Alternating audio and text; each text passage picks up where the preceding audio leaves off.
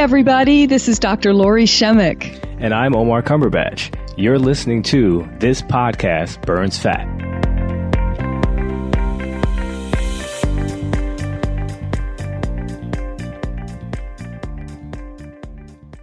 Hey, Lori, how are you today? Hi, Omar. I am doing great. Yeah, it's literally spring now. And so everything's blooming. I'm about to plant flowers and all sorts of good things on my end. Good, good. Yeah. Yeah, so I wanted to, and I got, of course, the audience is going to hear this, but I'm going to tease you a bit because you are in the intro, but you are not in the show for this one, and Right. you missed a good one. And I did. I mean, I was missing in action, but I was there in spirit. Oh, absolutely, absolutely. So I've definitely had to tease That you. was a first, though, Yeah, in all yeah. these years. Yeah. I know. So we're over like 200 episodes now, and Wow. I think the only time um I didn't do something with you was when we were I don't even call it that. I mean, when you were the guest for your book and I interviewed you. Remember That's that? right. Yes. So other than that, you've Yeah, been, we've been co-piloting you're right. all the time. So this is And it's been wonderful. yes, yes, Yeah. absolutely. And I'm Good so sad. partnership. Like, yes, absolutely, absolutely. And I'm sad you missed this one just because this one was a good one. Her name Darn it. is yeah, Liz Roman. She knocked it out the park, and I thought she was great. She dropped a whole bunch of truth bombs on us. Really got the conversation going, and yeah, I just promised her that she can come back with you, and then we can all do it together. Because I That would think be yeah, wonderful. it would have been even better, which is hard to imagine after you hear this one. So Oh, darn it. yeah, well, hey, let's jump into it. Okay. Hey, Liz, welcome to the show. How are you today? I'm great. How are you? Fantastic. Thanks for arranging this. I know the audience is going to be a little bit shocked that I'm doing this solo because I've always over 200 episodes with Lori by my side, except I did a couple where I interviewed her and she vice versa, but usually we gang up on our guests and do that type of thing. But this one, it was just such a hard time getting our travel arrangements in order, and obviously we would appreciate that you made the arrangements. Just do it with me, but like everybody has noticed, Lori's in the intro, and she's going to be introducing you as well. So yeah, no, pleasure to have you. Thank you. I'm excited to be here and talk about gut health. I know it's a fantastic topic. I was on your Instagram page. I saw Dr. Pedre on there. We had him on the show a few times, so I know that you know your stuff about gut health. So tell us a little bit about how you just dove into this particular topic and what made you fascinated in gut health, and a little bit about your origin story. Yeah, absolutely. So I think like most functional practitioners or naturopaths, doctors, they've gone through some healing journey themselves, right? At least in my experience with my colleagues, that's what I've found. And so just a little bit of a backstory about me. I was diagnosed with children's rheumatoid arthritis when I was a young girl. And then I really struggled after going through that process with heavy prednisone and methotrexate steroids to get weight off. But I was also severely constipated. I was dealing with a lot of hormonal acne and PMS. And of course, the doctors just basically said, go on birth control. That's our solution for you. And, it's a calories in, calories out thing. So fast forward, I had done some Weight Watchers, very extreme, going to the gym twice a day. I got weight off, but then quickly rebounded back. And again, I was fighting more symptoms, right? So fatigue and brain fog and skin issues and just not feeling like myself. And so finally, I decided that after my symptoms fell on deaf ears for so long, I was going to seek out functional medicine. And that's when I found out I had Hashimoto's, had a lot of gut dysbiosis, a parasitic infection, candida, all the things. And through that journey in my early 20s is really what sparked me to start studying and realize like how life-changing that was for me, that I didn't want to be in corporate HR doing reduction in force and, performance plans and all those things anymore. I wanted to really get into helping women. So I first started out just in health coaching. We owned a gym at that time and we did a lot of, macros and, helping women understand the basics, foundations. But what I kept running into is that what, on paper should work mathematically really doesn't always work. And so that's when I kept continuing, to seek out more and more education regarding gut health, hormones, thyroid, autoimmune. For me, having now two autoimmune conditions that I've put into remission, that's really a passion of mine. And it all starts in the gut. We know that the underlying cause of all disease is inflammation, but where does most of that come from? Right? Things that we're putting in our body, on our skin, and, in our environment as well. And so if you don't have a gut microbiome that can keep things in balance and in check, we end up with an immune system that's overactive, right? And really imbalanced. And so that's a long story short to say why I am the poop queen with the 8 years of chronic constipation and all the gut health issues. That's really what, stemmed all the other health symptoms that I was experiencing.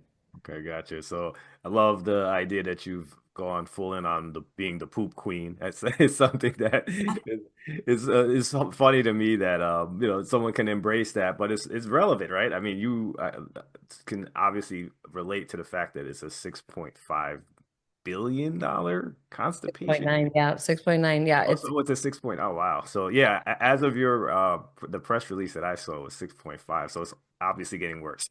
So um and it's very common. I've never realized it until I really started coaching people and asked that question. And it was just like, oh yeah, no, I go every once a week or something like that. And it was really like unbelievable to me. I never had that issue, but it's absolutely very common. Can you go into that a little bit and why it's such a bad thing to not be going regular and how constipation affects your overall health?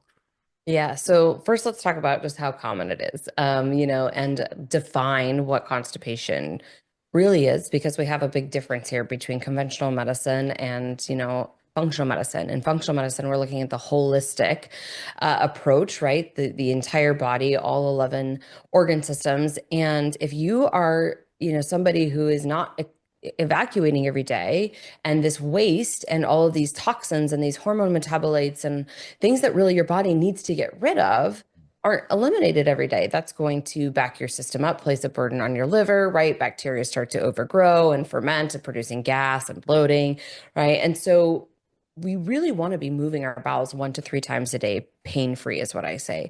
And I say that because so many people, even though they might be going to the bathroom daily, they could still be constipated because they might just be having small, pebbly like stools. They might be straining to go to the bathroom, right? Like feeling like they need to go more, but they're not able to. And so we want to feel satisfied. And people are always like chuckling when I say that, but like you should feel good about it. Like I cannot, imagine living my life the way I did for so long, today, like compiling that for years of, decades even, because this is where we would really start to think about systemic inflammation, brain fog, skin issues, joint pain, a lot of things that people don't necessarily correlate to constipation because they just may be thinking like, oh, my common GI symptoms, right, are correlated. I actually was just doing some study and research yesterday from another doctor who was talking about even the connections that they have found with chronic constipation and long-term health. So it increases our risk of cardiometabolic diseases, cardiovascular disease. I mean, there was a variety of their things that he was showing. It also increases Parkinson's disease risk and 12% overall risk of mortality when we're chronically constipated. And so again, this is something that conventional medicine says if you're going 3 times a week, that's good. You're not constipated, right? They're not going to consider this an issue for you. Where we really want to think about every single day, your bowels should be moving. And for women, it is more common. And a large part of that is our hormonal fluctuations. If you're cycling female, you might find that you are more constipated around ovulation or right into the period starting because of progesterone, which can be a little bit more constipating. It just slows motility down. But so many things in terms of symptoms that people don't realize can really start with the fact that people are not fully eliminating all of those toxins every day. So what is actually causing the constipation, generally speaking? Yeah, I mean, we can talk about some of the most common ones, but I have on my Instagram like 29 different, reasons that can contribute. So I would say the top one is that most people are not cellularly hydrated. Are they even drinking the adequate amount of water every day? Most people don't, right? Half your body weight in ounces, 2/3 if you Sweat is what I recommend. And then to be cellularly hydrated, really putting in a good electrolyte, some sodium, potassium, magnesium, right? These minerals. Magnesium is a miracle mineral and plays a huge role. You'll see a lot of people talk about magnesium, especially for constipation, whether that's oxide or citrate, glycinate. And I would just recommend that anyways. I usually tell people 5 milligrams per pound of body weight is kind of a good goal, just because of the way that our food has been grown and processed. Like we're not getting the amount of magnesium that it used to. So I Right. think that's a huge contributor. I would say stress is a really big contributor. So when we think about our central nervous system, digestion is a rest and digest state. And most people walk around in this fight or flight right there. I just always say, like, your hair is on fire. So Mhm. I'm an entrepreneur. I've got a toddler. I've got a newborn. If I am, wanting to get up in the morning and have some time to myself, I need to be intentional with that. And some individuals might not be doing that, right? They're trying to get as much sleep as they can. They're really pushing back that alarm or hitting snooze. And then, okay, the first thing they got to do is chase the time that they've just lost to try to get out the door on time for, school or work or whatever. So I think that's a big part of it as well. Stress is a major player for a lot of dysfunction in the body. And then when we look at our diet, right? The standard American diet, the Franken foods that we have, these artificial fibers that the body does not recognize. The average American only consumes about 10 to 12 grams of fiber a day. Our ancestors used to consume over 100, which is always interesting to me. I always tell this on podcasts, like, this is what I've heard multiple times. I can't find the sourcing of it. And I always wonder how they know that our ancestors, had bowel movements that were like 2+ pounds a day. But if you think about it, right, like they grew the food, they were eating a lot of fruits, vegetables, roughage, beans, things like that. And so we just don't eat enough fiber in our diet. And I think that's another really big contributor. But then we have to look at all of the other things in terms of poor bile flow from the liver gallbladder. How many people commonly get their gallbladder taken out? It's so sad. Mm. Conventional medicine doesn't tell them the side effects, the long-term effects of that. Talk with women all the time where I'm seeing a lot of liver dysfunction now, non-alcoholic fatty liver disease after having their gallbladder removed, and they were never told that they needed to support not having that organ. Just because you can live without it doesn't mean it doesn't serve a role. So we have things like that. We have infections in the gut, H. pylori, SIBO, SIFO, fungal overgrowth, candida, mold toxicity, heavy metal toxicity, parasitic infections. When we think about the stomach too, low stomach acid, this is depleted through infections and also through stress and as we age. So the thyroid, this is another big one. Again, especially for females, the thyroid has this intimate connection with the liver and our hormones in the gut. And a lot of times we're seeing that individuals are going years, like myself, without having a full thyroid panel because the doctor says TSH is fine, thyroid stimulating hormone, which is not a thyroid hormone, it's a pituitary hormone. And then they might run a T4. That's your inactive thyroid hormone. They're never really looking at the active thyroid hormone, T3, especially free T3. We Mhm. kind of have a saying, anything below a 3, you're going to have slow motility and you're really going to struggle to lose weight because this is the master of the metabolism. It really, runs how well your body is burning calories, how well, you're able to go to the bathroom. And I will tell you that I have clients that have other variables, right, that are constipated, even though their free T3 is good. So we don't want to just isolate that, but that is a contributor. And so some common signs of that are like, you're doing all the right things, can't lose weight, you're tired, you've got some skin issues maybe popping up. Typically with thyroid, it's going to be like some white spots on the skin. Again, cold hands, cold feet, cold nose, slow motility, brain fog. There's a lot of things that we can contribute to thyroid dysfunction in and of itself, but the thyroid's not the issue. It's the gut and it's the liver. And so we have several podcasts that we've done on that. And then, again, there's other outliers here, different vitamin and mineral deficiencies that I didn't mention, but, vitamin D plays a role, other things that you might want to look at in terms of lab work. So there's a lot of reasons. And I think most people just think because of conventional medicine, it's a laxative deficiency, right? It's Miralax deficiency. That's what my doctor said. Just drink some water, have some Miralax, and disregard the horrible side effects of Miralax and the stomach cramping that you get from it. Yeah, no, it's unfortunate that that's what the advice that we're just typically getting constantly from doctors. And yeah, it's really fascinating that the thyroid does have has a role and it's so misdiagnosed as far as like the blood work that comes back and the lack of specific testing that the thyroid panels actually are showing when you just go to a doctor for just your regular checkup.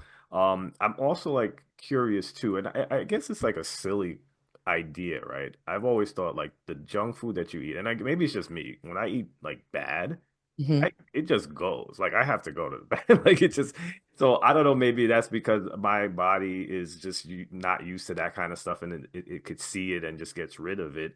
But Yeah. to think that so many people don't go and they're just packing all this garbage, like you said, these Franken foods. What happens? Where does it go? It just stays in there and just goes to your fat cells. And then can you just talk about that cascade and why that's such a big deal when it comes to weight Yeah. gain? Yeah, absolutely. So if you watch the interview that I did last Friday with Dr. Pedri, we talk a little bit about the gut liver axis, and that's really where I am passionate about right now, right? I think as practitioners, we kind of all go through different phases of learning different things. And I've really taken a deep dive into this because, so as you mentioned, like you're just packing things in, right? You get an ultrasound, you can see a colon can hold up to 5 pounds of waste. That's pretty crazy.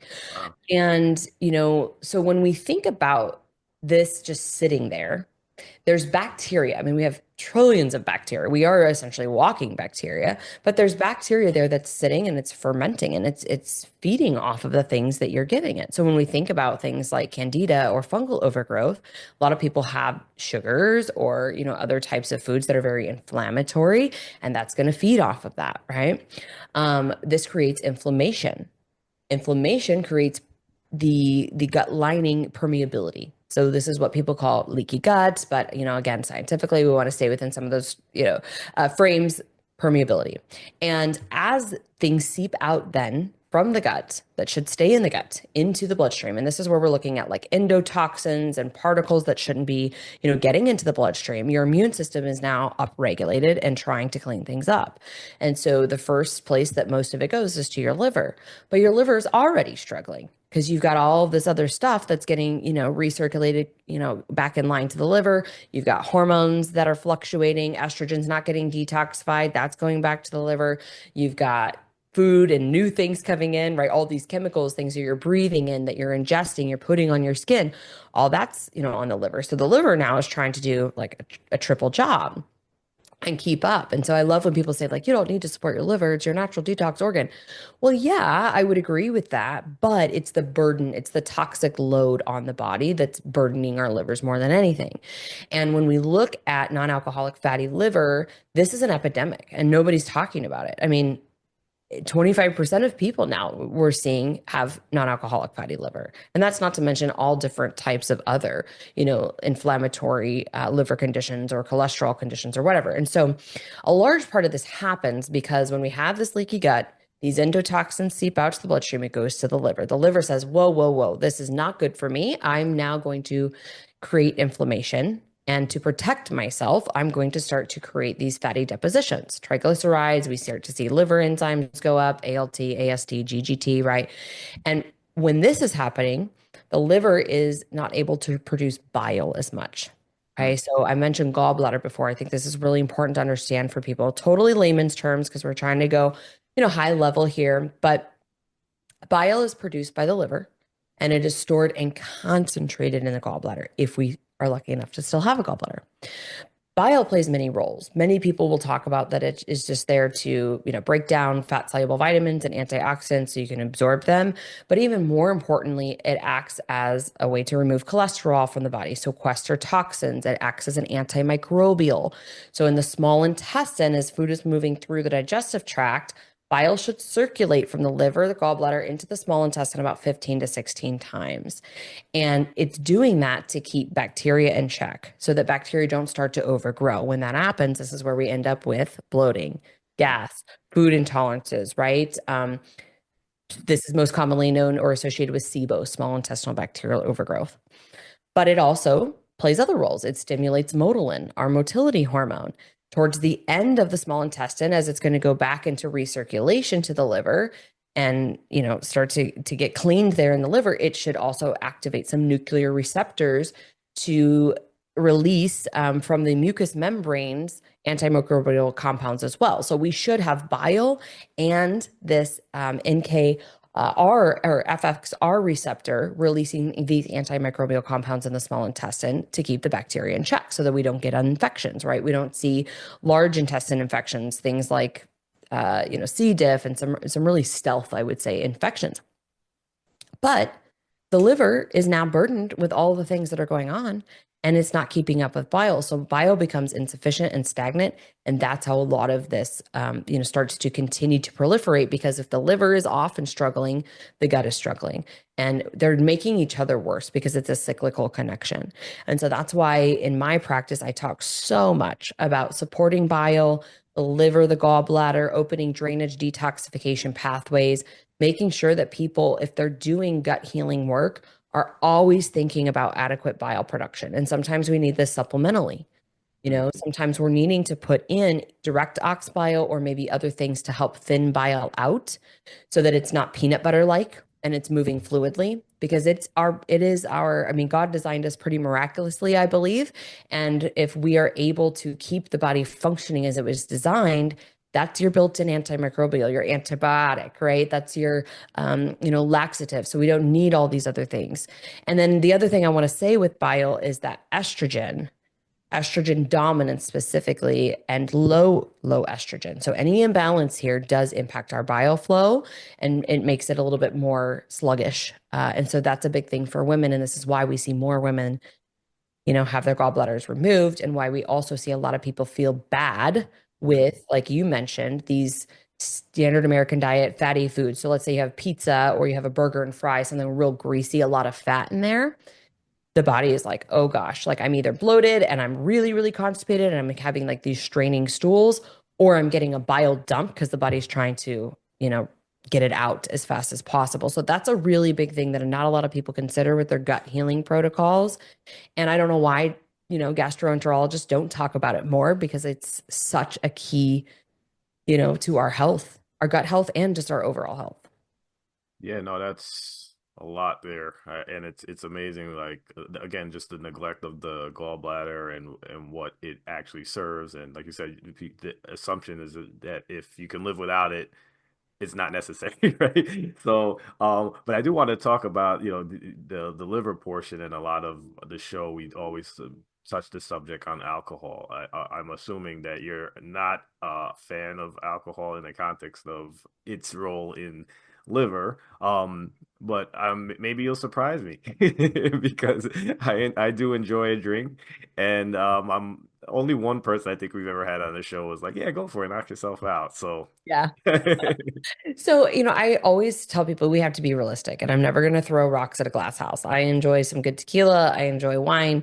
I think that we have to understand and recognize the effects of alcohol in the body, right? So there's a lot of things that you can do to mitigate. I mean, alcohol is a toxin. It is inflammatory. Yes, we recognize that.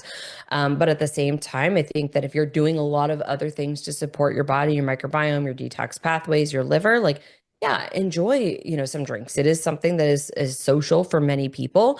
Do I think that you should be drinking bottles of wine, bottles of alcohol, drinking daily, right? No, I don't believe that at all. But if you want to have a few drinks, the biggest thing that I say to people is support your lining of the gut with something I call, it's Bloat Ease Pro, but the ingredient is immunoglobulins, that are very good for the lining of the gut. That can also act as a binder to different toxins and help just metabolize the alcohol, and then give your liver some love, some activated charcoal. So I tell people, right, like before you go to bed or even before you begin drinking, take some activated charcoal. That's a binder. It can just help the liver out a little bit.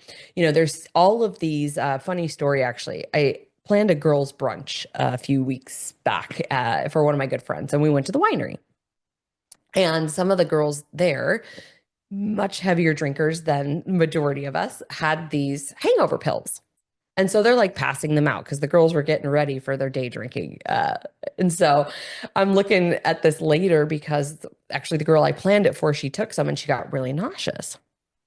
And so I'm like, I bet you that was like some milk thistle and some really strong, like good liver support. And it's exactly what it was. While she's dealing with a lot of underlying dysfunction in terms of cholesterol, liver enzymes are elevated and things like that. And so she got nauseous from it.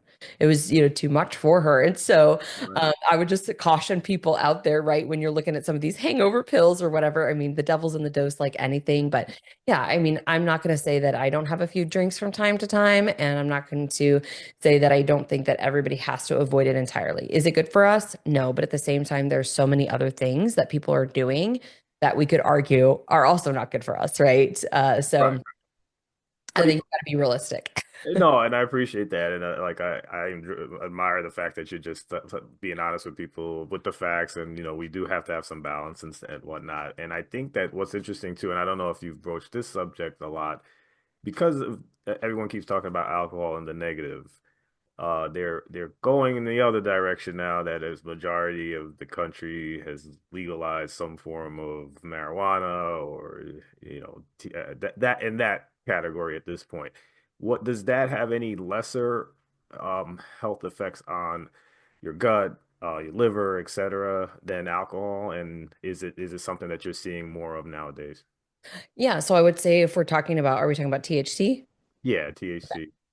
So actually, one, I'm not the expert on the subject, and I will tell you that this is what I know to be true. I cannot tolerate it, so I don't do it. But I do know individuals who have used it actually when they were going through healing protocols. I really like CBD a lot. The THC component, I know that Sal from Mind Pump, if you listen to that podcast, that show, he was on our podcast and we talked about how he actually used this when he was really struggling.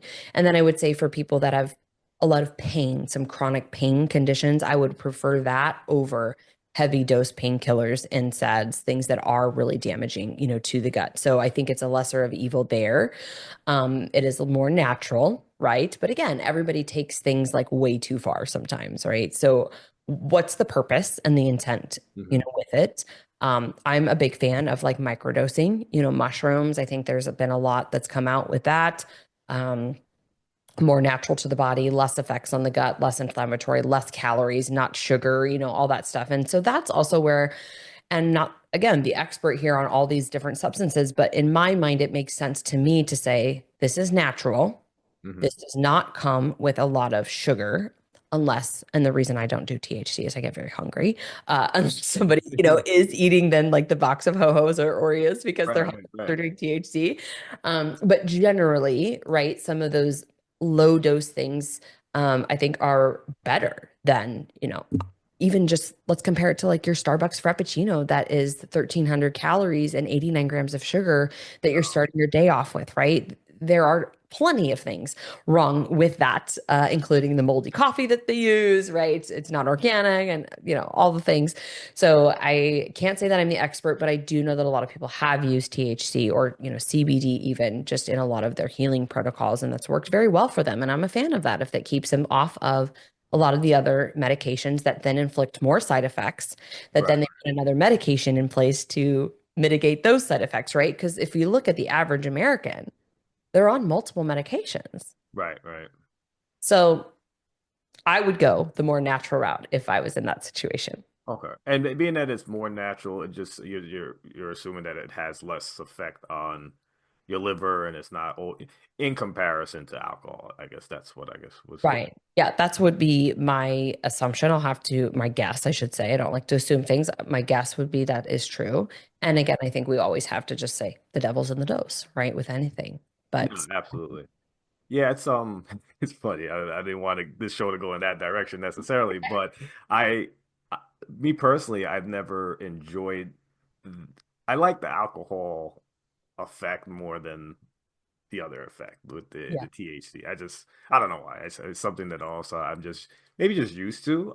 But yeah, I've always, people, oh yeah, just don't do the alcohol anymore, just switch. Like Yeah. it's something to do, but Well, when I studied abroad in France and we backpacked through Europe. Okay. So we went to Amsterdam.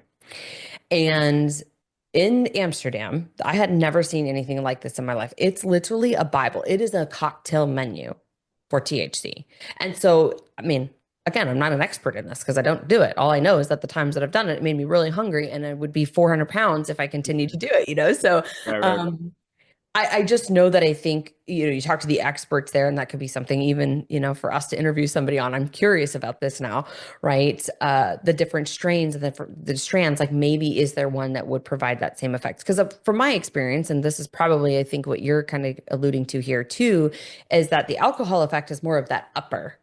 I know a lot of people say, like, obviously it's an upper and then it's a downer, right? And so that's why people then have the hair of the dog and they keep going back. But again, I think devil's in the dose there. If you're just having a couple drinks, you're feeling good, you want to get on the dance floor, something like that is completely different than, I think, really overdoing it and like using it as a substance to help you pass out, right? Or Right, sleep. right. 'Cause a lot of people do that as well, like I got to have my, what do they call it? Like the nightcap, but it's like super strong to help them sleep. Well, then we're not actually getting restful sleep when we are having alcohol. So I would just be curious to know from that cocktail of the Bible that I saw of THC in Amsterdam, maybe there is one strand out there that would be more of that upper, alcohol-like effect compared to some of the more mild ones.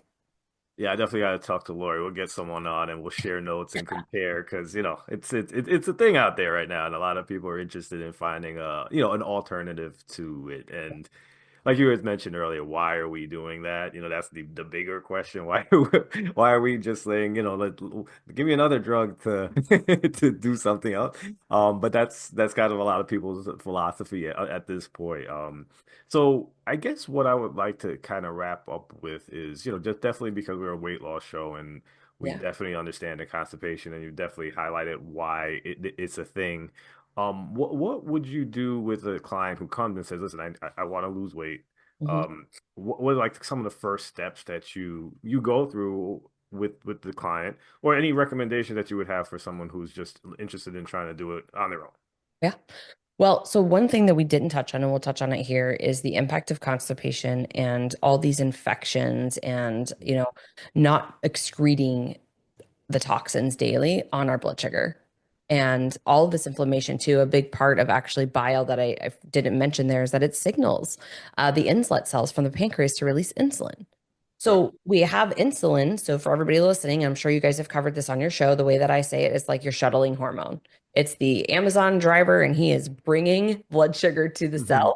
Right, right, And right. we need somebody to answer the door and accept the package. And then that package is going to be all your nutrients, right? The things that you've eaten to build your muscle. And then you want to also be able to get rid of the waste from Mhm. your cells.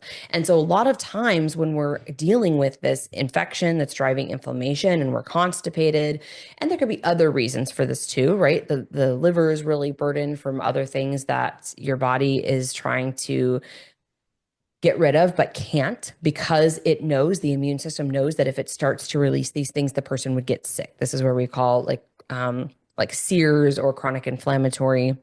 um oh, I'm blanking on the acronym here, but essentially it's basically where your cells just go into shutdown mode. Like they don't want to release, all of the toxins or the heavy metals or the compounds. And so we see people really, really struggling. And this is where first thing I do as a practitioner is I run a comprehensive lab panel, because I need to know what is the health of your liver? What are your liver enzymes telling us? What's your cholesterol? What are the inflammatory markers? What is your insulin, fasting insulin, A1C, blood sugar? Because many people will go to the doctor and they get a complete metabolic panel done, which has your fasting glucose, and they think, oh, I'm good. That doesn't tell you anything about your blood sugar or your insulin. And so I think I just wrote about this week, actually. I put together a whole blog on all of the markers for weight loss resistance and good metabolic health and what the optimal ranges are. Right. So we look at conventional medicine and A1C, they're not going to call somebody pre type 2 or diabetic until they're past a 5.7.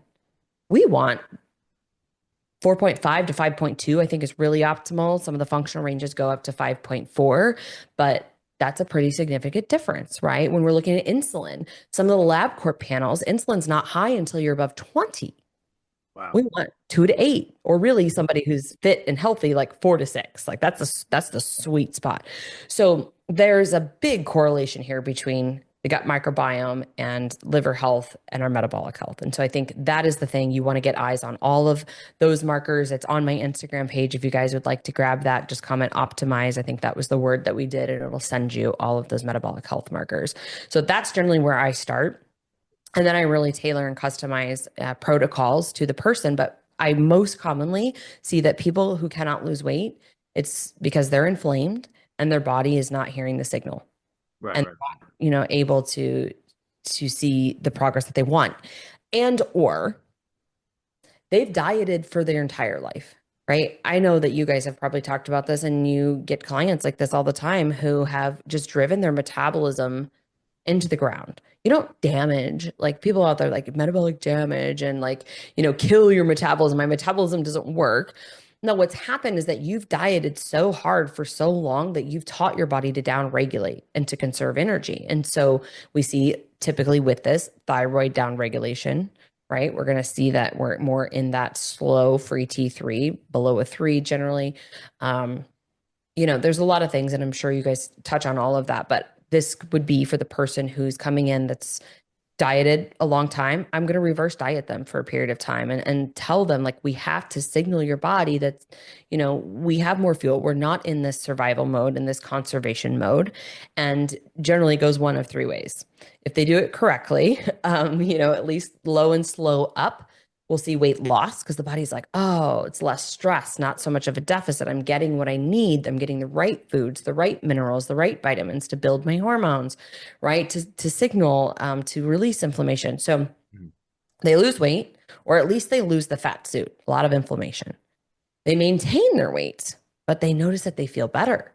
Their sleep starts to improve, their energy starts to improve, their digestion starts to improve, right? Things start to come back online and they're just feeling like now they have more motivation to do other things.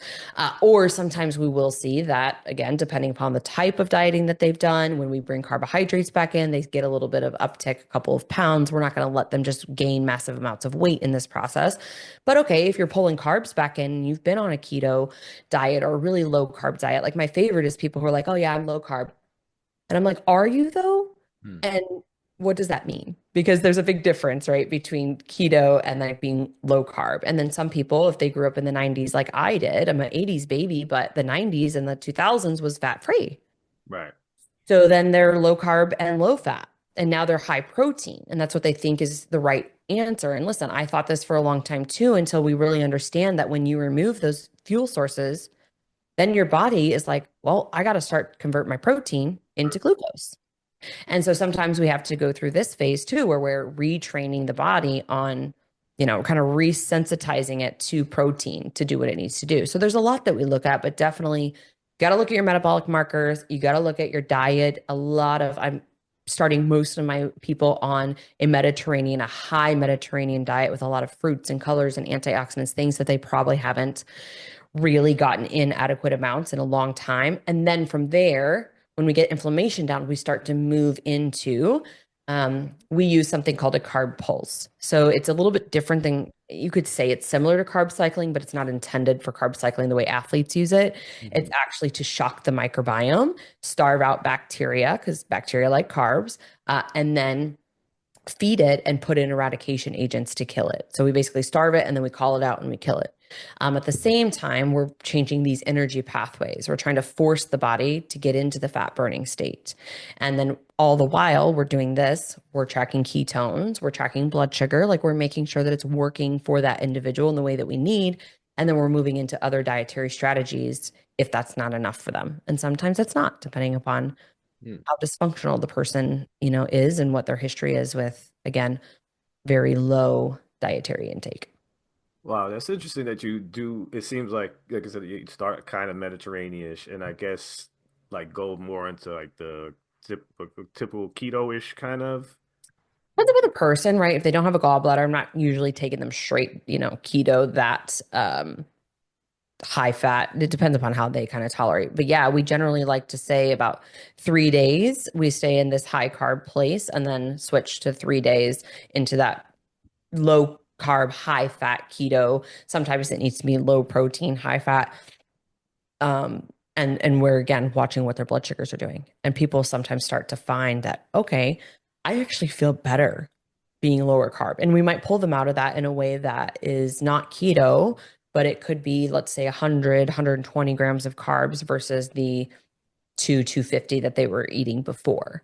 Right. Because again, I think most people don't realize when they say low carb even, that they really, unless you're intentional and you're doing keto and you're in ketosis, that there's carbs coming from a lot of places, or they think maybe they're intermittent fasting. But I have this conversation all the time with people. Your coffee in the morning with sugar and or protein or whatever you're making this latte with. I'm sorry, babe. Like, yeah, you didn't eat food, but you drink your calories, so you're not in a fasting state. Right, right, right. That's You the big, know, big so misconception. And I know Lori is gonna want me to ask because we've had many of the carnivore folks on the show. yeah, Just throw your opinion on that because we had a fascinating guest. I wish that I had thought of his name before I'm asking this question, but you did mention fiber, and like that's one of a lot of the guys swear by the carnivore diet, guys and gals. yeah, Um, and one of the first things that popped in their mind, so what about the fiber? What about the fiber? And I wish I knew his name again, but whatever way he explained it was so clear and concise that it was almost like, no, you don't need the fiber once you have whatever the carnivore diet happens and does its magic, yeah. and they're going regularly too. Just your quick opinion on that, because I know that a lot of people are curious about that as well. Yeah. I don't like dogmatic approaches. First of Okay. all, I really I think that we have to recognize there's a purpose and there's a reason for a season. So from the carnivore aspect, I do utilize it in some cases temporarily. Do I personally believe that it's a long-term lifestyle diet for individuals? I don't. Mhm. Um, I believe that fiber serves many roles in the body. And while you might be going to the bathroom, maybe that works for you. For a lot of people, it sends them the opposite direction in terms of if you even listen to Joe Rogan, he covers this, the carnivore shits. Right. And so he even was talking about like keeping a few pieces of fruit in to kind of help with that. But fiber serves a lot of different roles. Again, it sequesters toxins, it binds to things that like heavy metals and different things that we need to remove from the body. But in some cases, especially with a person who is really, really severely compromised with their gut microbiome, Mhm. let's say like they're reacting to everything, Mhm. carnivore can serve a purpose for a season because it removes a lot of these plant fibers and different compounds. And you'll see people out there talking about, demonizing lectins and oxalates and all this stuff. And I just think that it's a bio-individual approach. And Mhm. when we get into these dogmatic approaches, blanket statement, this is what everybody should do because it worked for me, Mhm. negligent. And so I will use it, but I think there's a reason for a season. I believe in diet diversity. And by that, I mean two things. One, if you are somebody who is eating just, let's say, a normal diet, Mhm. you have protein, carbs, fats, right? You want to get some fiber.